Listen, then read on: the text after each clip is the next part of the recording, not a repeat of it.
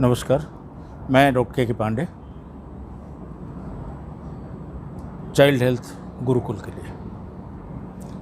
आज मैं आपको एक ऐसे टेस्ट के बारे में बताना जा रहा हूँ जो अगर किसी को कोविड होता है और वो ऐसे एरिया में है या ऐसे आर्थिक बैकग्राउंड से है, इकोनॉमिक स्टेटस से है। आज मैं आपको ऐसे टेस्ट के बारे में बताने जा रहा हूँ जो उन लोगों पे अप्लीकेबल होगा कि जिनको कोई कोविड हो गया, कोविड-19 हो गया, कोरोना हो गया है, बीमार है, लेकिन बहुत महंगे टेस्ट नहीं करा सकते, ख़ासतौर से सीटी स्कैन नहीं करा सकते, ऐसे क्षेत्र में रहते हैं या ऐसी आर्थिक स्थिति है कि कोविड टेस्ट तो पॉजिटिव आ गया लेकिन सीटी स्कैन नहीं करा सकते। तो उनमें निमोनिया बिना सीटी स्कैन के, HRCT के बिना हो सकता है, नहीं हो सकता है, कितना चांस है, वहाँ लोकल डॉक्टर को क्या करना चाहिए और मरीज़ को क्या करना चाहिए, इस बारे में मैं बताना चाह रहा हूँ। ख़ासतौर से ये लोकल डॉक्टरों के लिए जो इंटीरियर्स में हैं, जहाँ सारी मेडिकल की फैसिलिटीज़ उतनी अच्छी नहीं है, जो कि ज़्यादातर हिंदुस्तान की बात है, उनके लिए ये टेस्ट होता है। इसको बोलते हैं CRP। कहीं भी हो जाता है, किसी भी लैब में हो जाएगा। इसका मतलब होता है C रिएक्टिव प्रोटीन। इसकी खास बात क्या है कि ये जैसे ही इन्फेक्शन किसी को होता है, लीवर में प्रोड्यूस होता है। बहुत सारे इन्फेक्शंस में होता है, खाली इसी में नहीं होता। 6 घंटे के अंदर बढ़ना शुरू होता है, 48 घंटे बाद और बढ़ जाएगा और फिर जैसे जैसे सिचुएशन कंट्रोल में आती है, धीरे धीरे कम भी होने लग जाता है। अब इसमें हमें ये देखना है कि CRP से कोविड में जो पेशेंट्स हैं, उनकी निमोनिया का कोई रिलेशन है क्या? हम इस छोटे से टेस्ट से पता कर सकते हैं ऐसे एरियाज़ में या ऐसे मरीजों में जिनको ये सुविधा नहीं है कि वो सीटी स्कैन तुरंत करा सके। तो देखिए, एक स्टडी हुई थी जनवरी 23 से फरवरी 29 तक, और ये हुई थी गुझाऊ स्टेट है, प्रोविंस है चाइना का, वहाँ पे स्टडी हुई थी फीवर यूनिट में।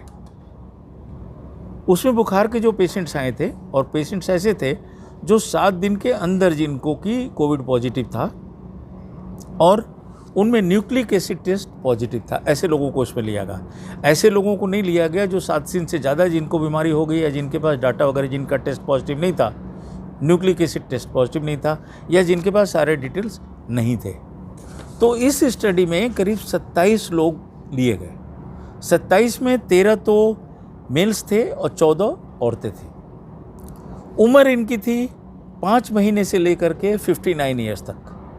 5 महीने के बच्चे से लेकर के 59 साल के सबसे बड़ा जो इसमें प्रयोग इंक्लूड किया गया, जिस पर्सन को, जिस व्यक्ति को, उसकी उम्र थी 59 साल। एवरेज उम्र हो गई करीब 33 के आसपास, 33 के आसपास। अब इसमें यह देखा गया कि 27 में से 22 मरीजों को ग्राउंड ग्लास अपीयरेंस मिला था उनके लंग्स में, मतलब निमोनिया था। इन 22 में से 11 तो माइल्ड निकले, 12 मॉडरेट निकले, मतलब थोड़ा ज़्यादा। माइल्ड का मतलब हल्का, मॉडरेट का मतलब हल्के से थोड़ा ज़्यादा, लेकिन सीरियस नहीं, सीवियर नहीं। तो वो 12 निकले। 2 सीवियर थे, सीवियर का मतलब सिक थे, और 2 ऐसे थे जो क्रिटिकल थे। क्रिटिकल का मतलब बहुत ही ज़्यादा सीरियस थे। अब इसमें यह पाया गया कि जिनमें CRP कम था, 1.5 के करीब एवरेज जिनमें CRP था, 10 से कम था, उनमें लंग लेजन्स जो थे अगर पाए गए, जो लंग के अंदर निमोनिया की साइज़ थी, ये आप अपने डॉक्टर को शेयर करेंगे तो वो ज़्यादा होगा, ज़्यादा उनको पता लगेगा, क्योंकि ये डॉक्टरों को भी इस स्टडी के बारे में नहीं पता है कि जो सुविधाएं नहीं हैं फिर भी वो पता कर सकते हैं। तो 10 से नीचे जो CRP था उसमें लंग लेजन्स पाए गए थे 1.23 सेंटीमीटर्स एवरेज। जिनकी CRP 16 से 30 थी, मॉडरेट कैटेगरी में आए, और उनमें लंग लेजन्स की साइज़ करीब करीब डबल से भी ज़्यादा हो गई, 2.94 सेंटीमीटर्स। जिनकी CRP 50 से भी ज़्यादा थी, रफली 54 के आसपास, वो सीवियर कैटेगरी में आ गए, मतलब सीरियस ही एक तरीके से हो गए। और इनकी जो फेफड़ों में जो साइज़ थी निमोनिया की, वो थी 9.15 सेंटीमीटर्स। और जो बहुत ही ज़्यादा क्रिटिकल हो गए, जिनकी जान पे आ पड़ी, वो थे, उनका CRP था 105 और लंग लेजेंस जो थे, लंग की जो फेफड़ों में जो निमोनिया की साइज थी वो 17 सेंटीमीटर के करीब थी और उनको बचाना मुश्किल हो गया। अब आइए CRP होता क्या है।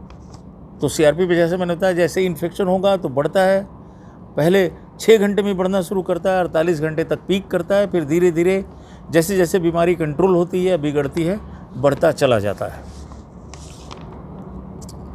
ये पाया गया और स्टडीज में भी कि 86% ऐसे पेशेंट्स जो सीवियर कोविड के थे और जिनमें सीवियर कोविड का मतलब हो गया कि उनको काफ़ी सीरियस थे और उनमें अगर CRP 100 से ज़्यादा थी, 100 मिलीग्राम पर लीटर बोलते हैं इसको हम लोग, 100 मिलीग्राम से ज़्यादा थी, तो 86% ऐसे पेशेंट्स एक्सपायर हो गए थे, मर गए थे। मोर देन 90% पेशेंट जो बच गए थे उन पे CRP उनमें CRP जो है एवरेज रफली 12.7 मिलीग्राम थी पर लीटर। तो ये स्टडी मैं इसलिए बना रहा हूँ कि कोई भी ऐसा आप लोगों में से है जो इंटीरियर्स में रह रहा है, जिसको सारी मेडिकल फैसिलिटीज़ नहीं है और उसको ये पता करना मेरी हालत बिगड़ेगी तो नहीं, वहाँ के डॉक्टरों के लिए भी है ख़ास तौर से, तो वो सिर्फ CRP जैसे छोटे से टेस्ट से, महंगा भी नहीं है, बहुत जगह हो जाएगा, हर शहर में, हर मोहल्ले में हो जाएगा। तो वहाँ से पता करके ये आइडिया लगाया जा सकता है कि ये मरीज़ को खतरा कितना है, भर्ती जल्दी करना चाहिए नहीं करना चाहिए, बड़े शहर में शिफ्ट करना चाहिए नहीं करना चाहिए, ICU में शिफ्ट करना चाहिए नहीं करना चाहिए। ठीक है, बाकी और फैक्टर्स भी हैं, जैसे कोमॉर्बिडिटीज़ की, ब्लड प्रेशर है, डायबिटीज़ है, उम्र क्या है, और बहुत सारी चीज़ें हैं। लेकिन ये एक बहुत सारा सिंपल टेस्ट है जिससे मरीज़ को भी मदद मिलेगी और जो उनका इलाज कर रहे हैं उनको भी मदद मिलेगी। वीडियो बनाने का पर्पज़ सिर्फ ये था कि जनरल पॉपुलेशन को भी इस बारे में थोड़ी सी समझ होनी चाहिए और बहुत सारे डॉक्टर्स जो इंटीरियर्स में हैं, ऐसे शहरों में जहाँ पे, ऐसे इलाकों में जहाँ पे सारी सुविधाएं नहीं हैं, वहाँ भी ये बीमारी हो रही है, होगी, वहाँ भी लोग सीरियस हो रहे हैं, वहाँ भी मर रहे हैं, तो वो उनमें थोड़ा सा जल्दी से कदम उठा सकते हैं और जान बचाने में मदद मिल सकती है, उनको एक्स्ट्रा टाइम मिल सकता है। वो कम से कम ये राय दे सकते हैं कि भाई यहाँ नहीं कंट्रोल होगा ये, आप बड़े शहर में जाओ या ICU में जाओ या किसी बड़े डॉक्टर को दिखाओ, जो भी है। तो ये CRP और फेफड़ों में कितना बड़ा जख्म है, कितनी बड़ी निमोनिया है, उसके बारे में, कोरिलेशन के बारे में, दोनों में संबंध कुछ है कि नहीं है, उस रिसर्च के बारे में बताने की कोशिश की थी। अगर आपने ये चैनल हमारा सब्सक्राइब नहीं करा हुआ है तो अभी के अभी करें, इस वीडियो को शेयर ज़रूर करें, ख़ासतौर से ऐसे लोगों जो इंटीरियर्स में हैं या आपके टच में कोई और डॉक्टर्स हों, चाहे वो एलोपैथी के हों या होम्योपैथी हो या कोई भी हो जो इलाज करते हैं, उनको भी बताएं। जो क्वैक्स हैं उनको भी बता सकते हैं कि कम से कम वो थोड़ा सा बेहतर इलाज तो कर पाएंगे। अपना ध्यान रखिए, इस चैनल को सब्सक्राइब ज़रूर करें, शेयर करिए, आगे भी हमारे वीडियोस देखते रहिए। Thank you.